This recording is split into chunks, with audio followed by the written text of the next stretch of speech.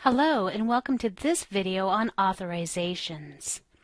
In the Provider Connect authorization request form, you can review existing authorizations as well as request new ones. First, let's review an existing authorization.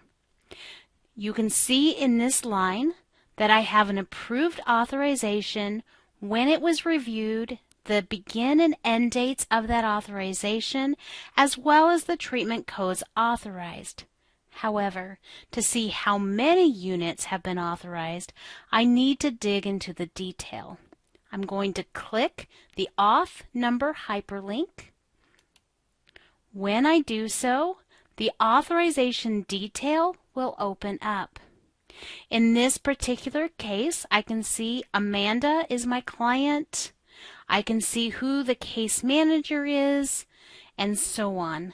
As I come down here to the bottom, I can see each of the individual CPT codes that have been authorized, as well as how many units were authorized for that client.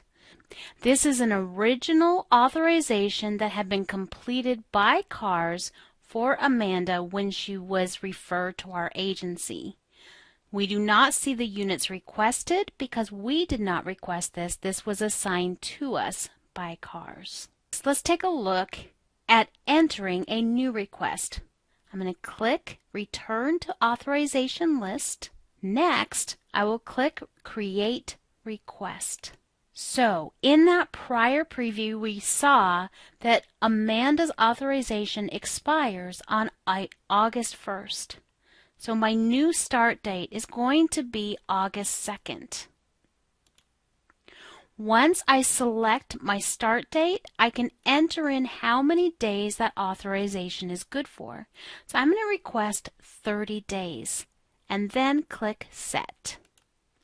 Provider Connect will automatically configure the end date for that authorization.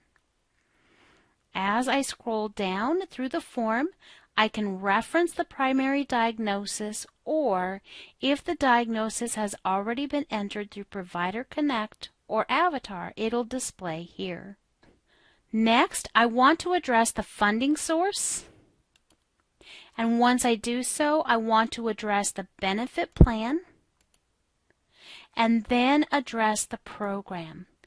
I want to make sure that I do these first because these are used as filters in my authorization group and procedure code lookups. In most cases, I want to use the authorization group. When I click the drop-down, I will see all authorization groups available for my selections of funding source, benefit plan, and program. In this instance, we just have one. However, you may see multiples depending on the combination of funding source, benefit plan, and program. When I select from my authorization group, I will see each of the CPT codes and the recommended number of units for that group. However, if I needed to customize this authorization, or I needed more units of a particular service, I can do this by the procedure code as well. So I'm going to remove this, and instead I'm going to use the procedure code. I will click Add Code, then select my CPT.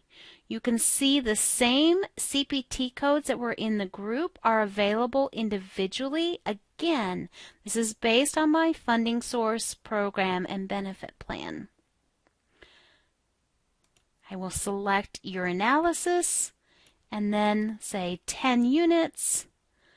I can then add a new code and I can select my individual services, enter in my number of units, and so on. This is definitely more time consuming, so rather than add them individually, it is beneficial to use your outpatient grouping. Once you have selected that, make sure to add your comments to the authorization that'll help the care manager adjudicate this request. And once I have added in my comments,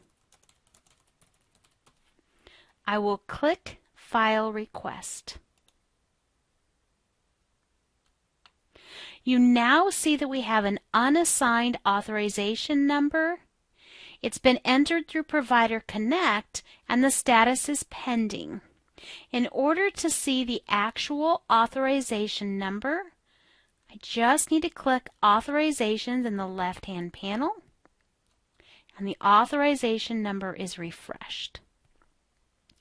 If I need to add additional documentation to this authorization, I will click the Add New link in the Attachments column. Next, I will click Browse, which will open up File Explorer, allowing me to navigate to the form that I want to attach. Again, these must be less than 1 megabyte in size. I'm going to select my document, click Open, add any notes that will help the care manager understand what this form is, then click Attach New Files. Once I have attached a file, you will see the floppy disk icon letting me know there is an attachment on this authorization. Additionally, I can view or edit those comments on that attachment using the hyperlink, or I can view and download the attachment using the floppy disk icon. And that completes our training on the authorization screen.